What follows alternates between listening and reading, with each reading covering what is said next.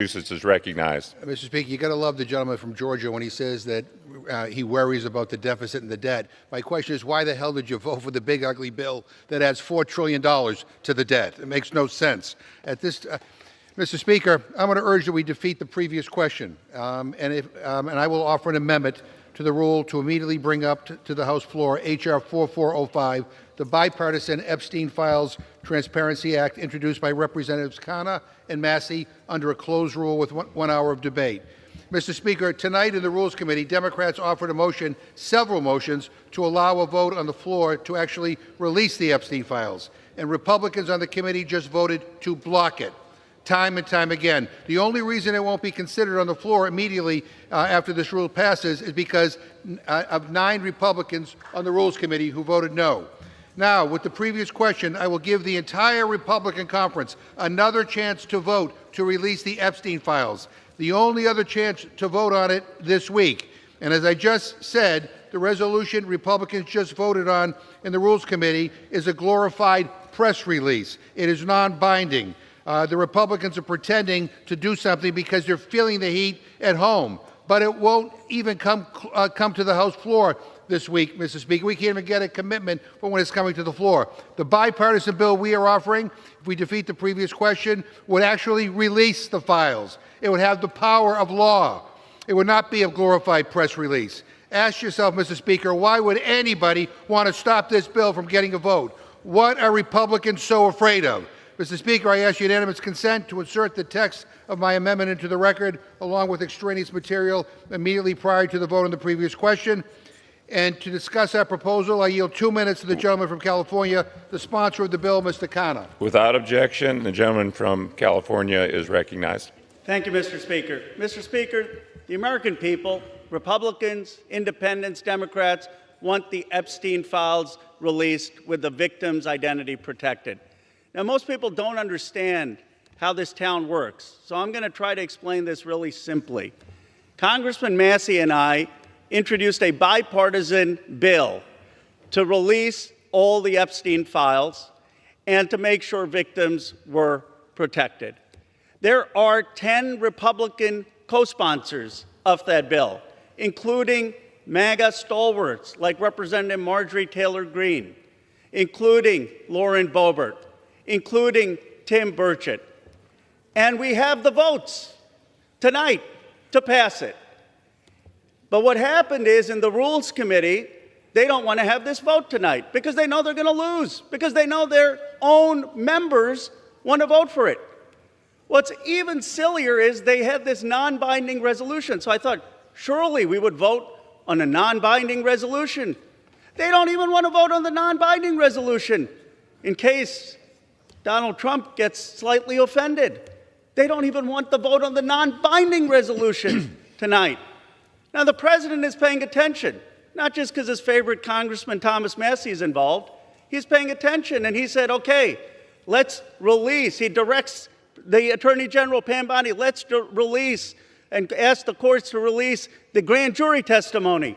Here's the problem. The grand jury testimony is largely about Epstein and Maxwell, not about all the rich and powerful men who abused, assaulted, and abandoned young women. Those people are still being protected. And by the way, the courts usually don't release grand jury testimony. But you know what? The president is hearing the American people. And the president knows that... Mr. Speaker, I rise today with a simple but urgent question. Why? Why does my colleague from Georgia, who claims to care about the deficit and national debt, support a bill that adds $4 trillion to that very debt? It's a contradiction that defies logic. Now, I urge my colleagues to vote against the previous question. If we do, I will immediately offer an amendment to bring H.R. 4405, the Bipartisan Epstein Files Transparency Act, to the floor. This bill, introduced by Representatives Khana and Massey, deserves a fair vote, with 1 hour of debate under a closed rule. Let me be clear. Democrats tonight offered multiple motions in the Rules Committee to allow a full vote on releasing the Epstein files. Time and again, Republicans on the committee blocked it.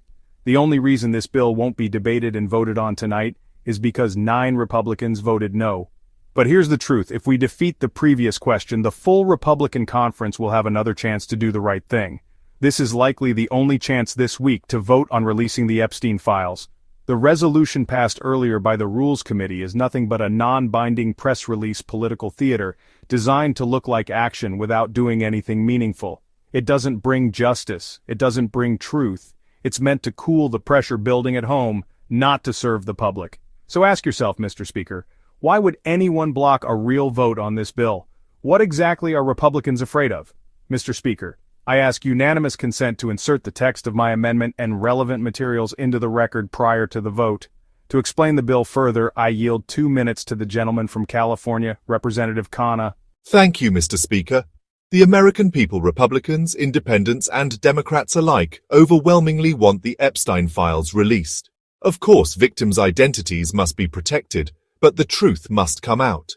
Here's the reality most Americans don't see.